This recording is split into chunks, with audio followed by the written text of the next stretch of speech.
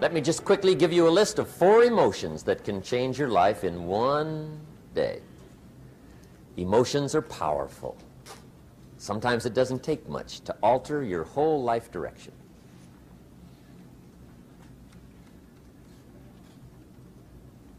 Okay, here they are. Number 1, disgust. Powerful emotion. Disgust says, I have had it. See, that could be the day. The day you can say, I've had it. And whether you've had it with something small or something major, the day you can say, I've had it, may not be the day it ends, but the day it begins. That's what I said when that little Girl Scout left my door when I'm 25. I give her the big lie, she leaves, I say, I don't want to live like this anymore. I've had it with lying and being broke. Powerful day. The man's finally had it with mediocrity. He's had it with being a loser. He's finally had it with those awful sick feelings inside, knowing his wife is at the grocery store looking at 2 cans of beans, one marked 37 cents, one marked 39 cents. And the guy sick inside knows his wife's going to buy the 37-cent can, and she doesn't even like the brand. Do you know why she's going to buy the 37-cent can?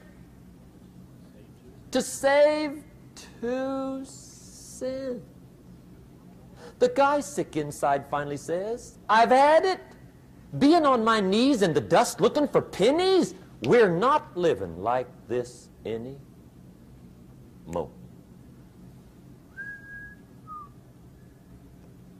Could be the day that turns your life around. The day you can say, I've had it.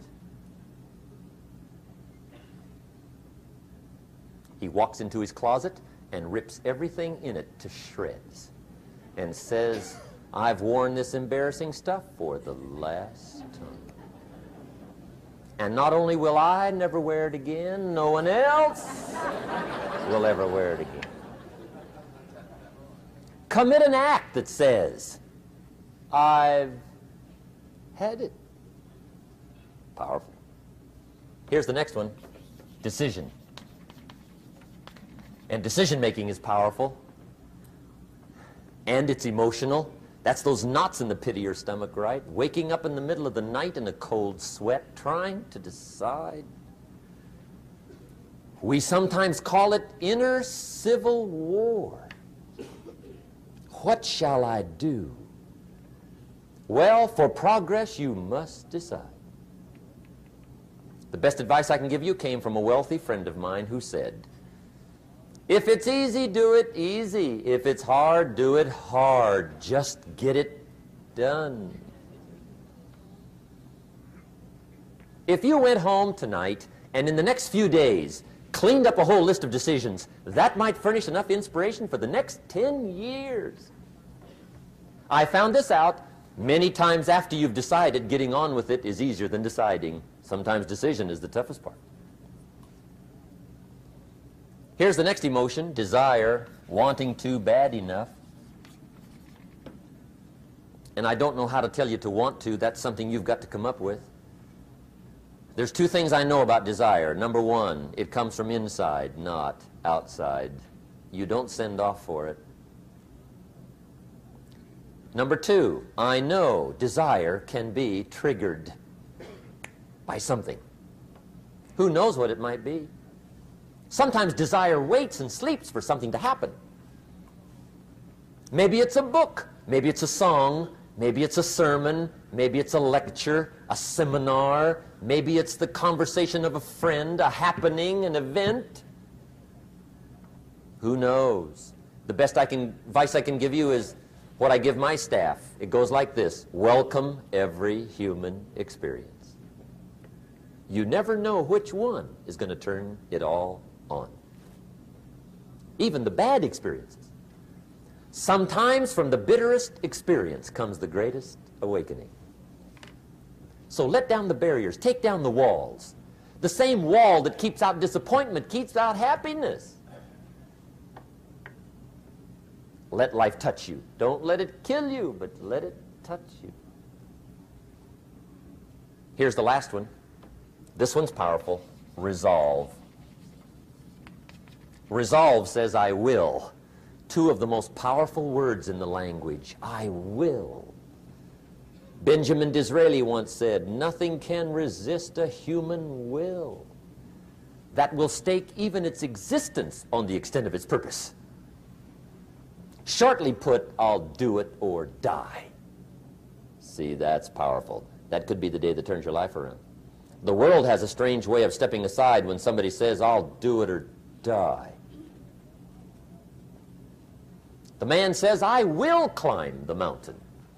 They've told me it's too high, it's too far, it's too rocky, it's too difficult, it's never been done before, but it's my mountain, I will climb it. Pretty soon you'll see me waving from the top. Or dead on the side, because I ain't coming back.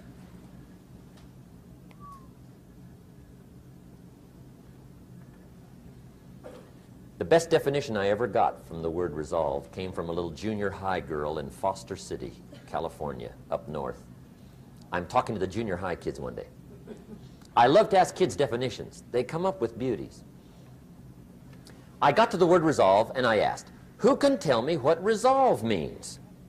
And I got several hands, and they were all pretty good, but the last one was the best. Little girl, about 3 rows back, held up her hand. She said, Mr. Rohn, I think I know what resolve means. I said, darling, what do you think it means? She said, I think it means promising yourself you will never give up. I said, that's it. Webster, stand aside. That is the definition.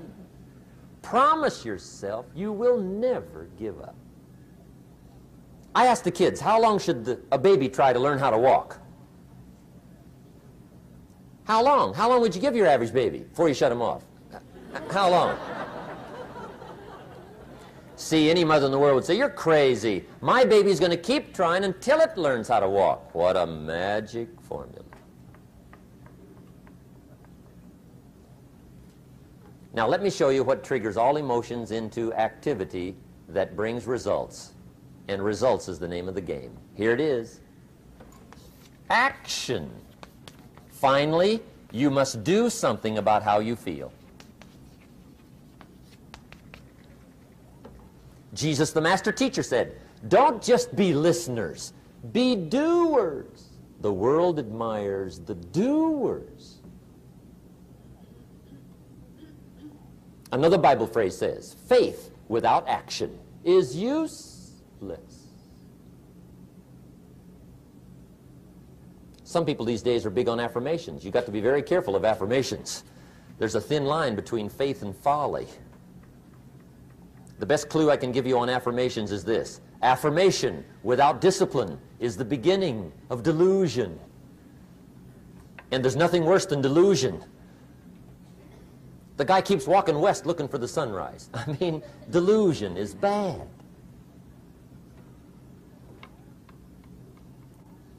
However, affirmation with discipline can bring the most spectacular results.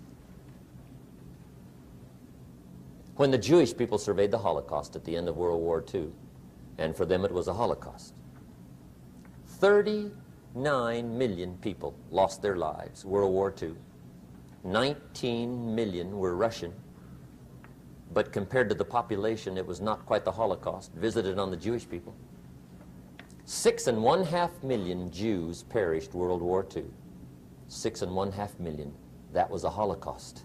After Hitler's final solution, and the Nazi jackboots and Eichmann and Bormann had done their evil task, 6.5 million.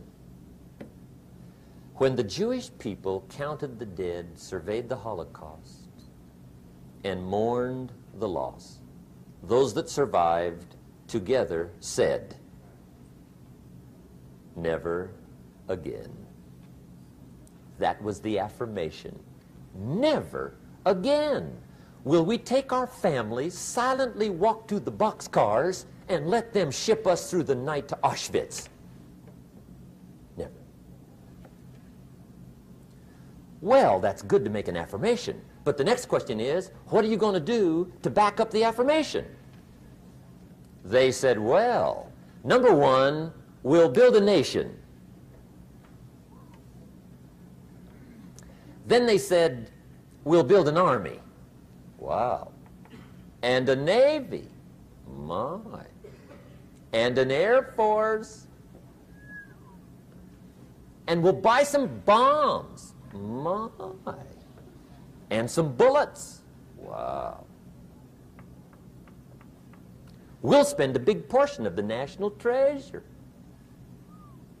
We'll even spend some of Israel's finest lives. We mean it. Never again. That's called backing up affirmation with discipline. Does it work? Well, yes. They've been tested 4 times in war on their affirmation in the last 25 years. 4 times, major.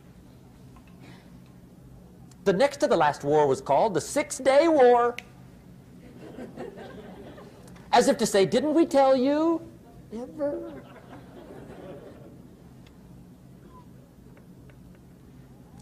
Make sure you always have a game plan to match your wishes. Otherwise, they will always be wishes.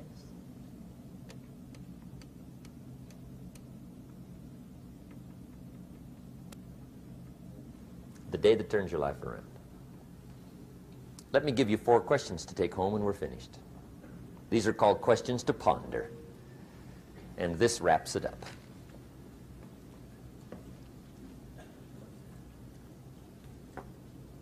Gosh, you've been a great audience tonight. How fantastic for so many people here.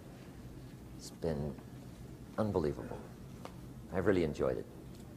I could talk all night, but I'm staying here, right? So I got a maid, right? And you got some ways to go. Okay, here's the questions I want you to take home in closing. First question is one of the major questions of the world. Why? Why should you try? Why read that many books? Why go that far? Why earn that much? Why share that much? Why learn all that?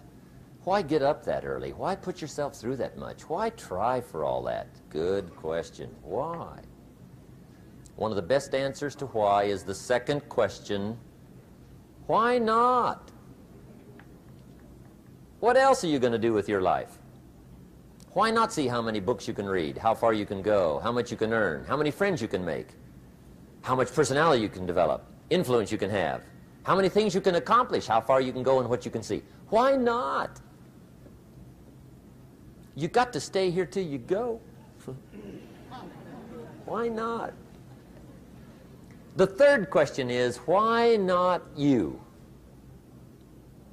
Why not you? Some people have done the most incredible things with limited start. Why not you?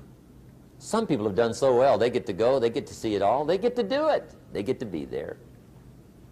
They get to have it. They get to enjoy it. Why not you? Why not you watching the morning mist rise over the mountains of Scotland? Exploring the mysteries of Spain, soaking up history in London. Why not you? You got to take a stroll through the Palace of Versailles. Why not you? You got to have lunch in one of those neat little sidewalk cafes in Paris. I mean, Denny's is okay, but you got to try Paris.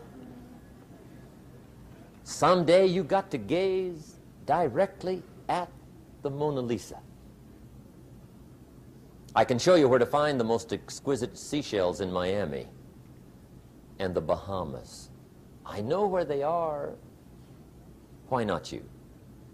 You got to shop on Fifth Avenue in New York. You got to stay at the Waldorf Astoria. Why not you? You got to drink in an Arizona sunset. You got to see the world. You got to read the books. You've got to do the enterprises. You've got to be involved in commerce and love and travel and experiences. You got to do it all. Why not you? You've got to know the results that come from splendid discipline. There's nothing like a view from the top. And the last question is, why not now? Don't postpone your better future any longer. Get at it tomorrow with new vigor. Get you some new books. Ask some new questions. Set some new goals. Get you a new journal. Start your projects book. Get a game plan going. Do some more reading. Start to make changes. Have conversations. Make contact. And do it now. And if you will, I have a feeling one of these days we'll be hearing your story. You'll make us a phone call, write us a letter, get in touch with us and let us know what's happening to you. I want to thank you for being here. My final comment would be ask for God's help, which may sound a little strange coming from a strictly commercial company. We are not a religious order, but if you would allow me a personal word, that would be it. I think humans are unique, but we could all use a little help. But of course, you've got to do your part. That's what we've talked about mainly tonight. Do your part, and I think God will do his part. It's a two-way street.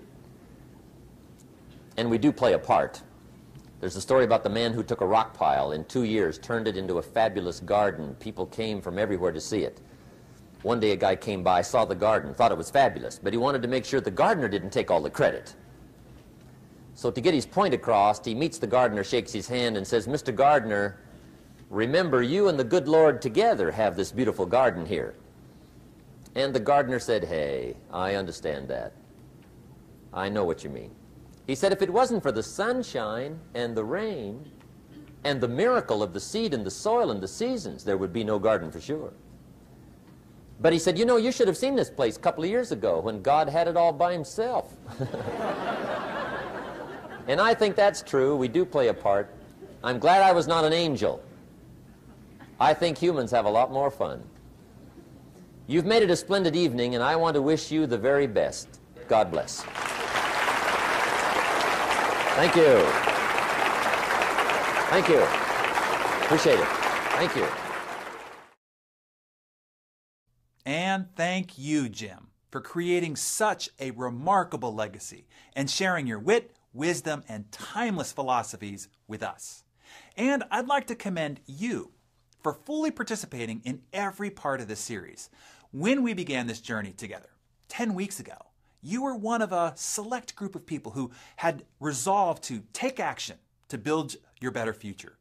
Today, you stand with the top 1% of that group because many of the people who were with you at the beginning of this journey dropped out along the way and never saw it through. Just as Jim explained in the parable of the sower, some seeds fall on shallow ground and never take root. But in order to achieve your goals, you must grow into them. So by sticking it out and completing this series, you have taken the first of many steps to establish strong roots, which will allow you to grow into your maximum potential. Jim once said, "The biggest challenge in life is to become all that you have the possibility of becoming." He also said, all of us will suffer one of two great pains, the pain of discipline or the pain of regret. The pain of discipline weighs ounces, but the pain of regret weighs tons. In true Jim Rohn fashion, these philosophies are remarkably simple, but perhaps that's part of the reason so few people take the time to truly understand and embrace them. They believe that the path to success and achievement is open to just a few, or even worse, closed off entirely. But they are wrong. There are no roadblocks on the path to success. There's no limit to what you can achieve, no restriction on the number of ideas allowed into the marketplace, no finite amount of wealth in the world.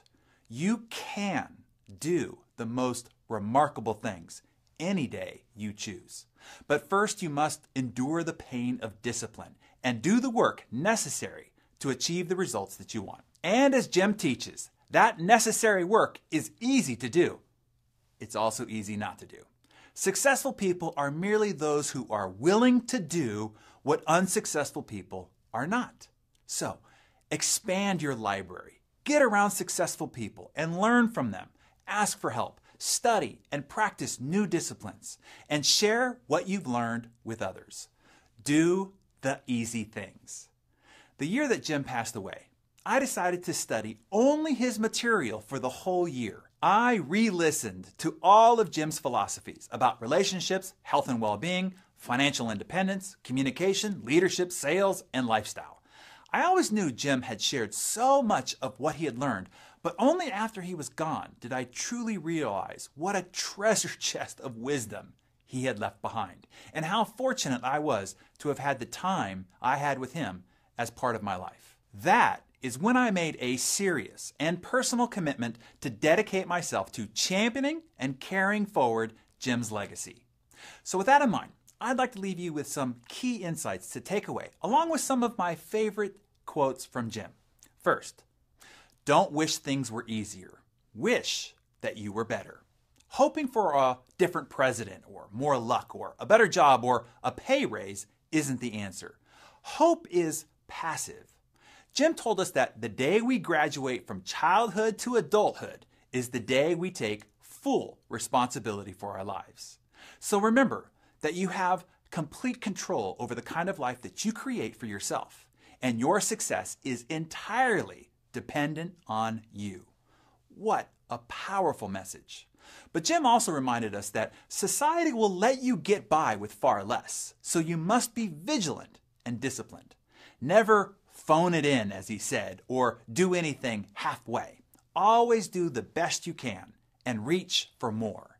And if you act with integrity and honesty, you'll never have to apologize for what you've achieved. And finally, Jim said, you can have more than you've got because you can become more than you are. The other side of that coin reads, unless you change how you are, you will always have what you've got. The major key to your better future is you. So while others cry over small hurts, argue over small things, and lead small lives, I want you to embrace this opportunity to accept the larger challenges, deal with things that matter, and design an extraordinary life. I want to thank you for participating in this very special series. I hope that one day soon I'll be hearing your success story.